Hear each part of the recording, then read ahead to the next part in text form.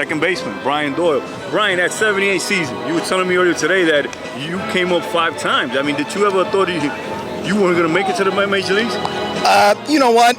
I knew I was going to make it to the big leagues. However, when I got traded to the Yankees from Texas, I went, oh no, now I might not be in the big leagues. But I was just very blessed and fortunate going up and down, and finally at the end, got to play in a World Series. And when you came in that 78 season, I mean, there's much talk about that Bronx Zoo. Everybody was going crazy. How was it? That must have been a thrill for you. It was a thrill. I'll tell you what, the guys were true professionals. What went on in the clubhouse, outside the field, different thing. When we got on the field, everybody was a professional. And we didn't make mistakes. And it was just a good thing. How was it playing under Billy Martin?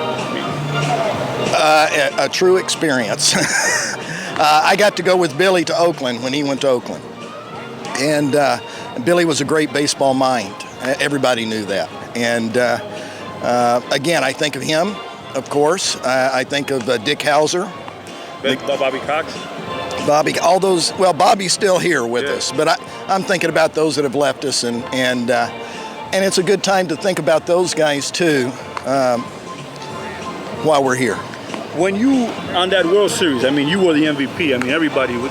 They said I was the MVP. How was Coach the Yankee play? I mean, how did you get prepared for that? I mean, that's got to be. It was mental. It was a mental preparing. I knew my pitchers, how they were going to throw the guys, and anything that I did offensively was just going to be, anything that I even got a hit, it was extra. I was there for defense, and Bucky and I had great.